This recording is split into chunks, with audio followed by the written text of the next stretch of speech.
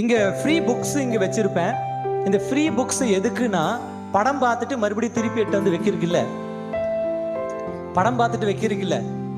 நீங்க டிப்ரெஷன்ல இருக்கும் பொழுது, நான் உங்ககிட்ட ஒரு நாள் ஜெபத்துல சொல்லியிருப்பேன்னு நினைக்கிறேன். நான் டிப்ரெஷன்ல இருக்கும் பொழுது யாருமே பைபிள் வாசிக்க மாட்டாங்க. ஜெபம் கூட பண்ணுவாங்க எசப்பா அப்படின்னு. ஆனா பைபிள் வாசிக்க முடியாது, மண்டையில எதுவுமே ஏறாது. ஆனா நான் டிப்ரெஷன்ல இருக்கும்போது பைபிள் தான் வாசிப்பேன். என்ன பாஸ்டர் அவ்வளோ ஸ்டாமினாவா, அவ்வளோ அபிஷேகமா? ஒன்றும் கிடையாது. நானும் பைபிள் வாசிப்பேன், உங்களை மாதிரி தான் மண்டையில ஒன்றும் ஏறாது. ஆனா பைபிள் வாசிக்கும் பொழுது என்னுடைய கவலையும் என்னுடைய துக்கத்தையும் என்னுடைய பிரச்சனையும் நினைச்சு வாசிப்பேன். 2 வார்த்தை வாசிக்கும் பொழுது கண்ணுல இருந்து கொட்டிட்டே இருக்கும் தண்ணி கொட்டிட்டே இருக்கும். நான் தொடச்சி விட்டுட்டு வாசிப்பேன். அந்த வார்த்தைகள் தான் என்னை தேற்றினது. ஹல்லேலூயா. அப்போ இந்த வார்த்தைகள் உங்களை தேற்றும். நிறைய கிறிஸ்தவர்களுடைய வீட்டில காஸ்பிள் புக்ஸ் நிறைய ஷெல்ஃப்ல வச்சிருப்பீங்க அலங்காரமா. நானும் பரிசுத்தவான், பாத்தியா எவ்வளவு புக் இருக்குன்னு. 1000 புக்ஸ்.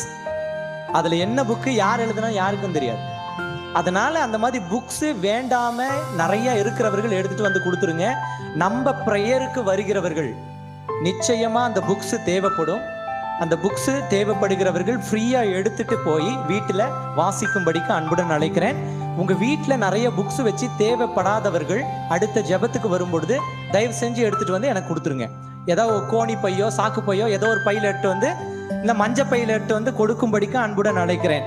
சாத்தூர், விருதுநகர், திருநெல்வேலி, நாகர்கோயில், மார்த்தாண்டம், கோயில்பட்டி, மதுரை அண்டு திண்டுக்கல் இந்த பகுதியில் இருப்பவர்கள் இதை பார்த்து கொண்டிருந்தீங்கன்னா 21ஆம் தேதி சாத்தூருக்கு ஜெபத்துக்கு வந்தீங்கன்னா அங்க மஞ்சப்பையில போட்டு எடுத்துட்டு வரும்படிக்கா, கேரி பேக் கொண்டு வர வேண்டாம், மஞ்சப்பையில் போட்டு கொண்டு வரும்படிக்கா அன்புடன் அழைக்கிறேன்.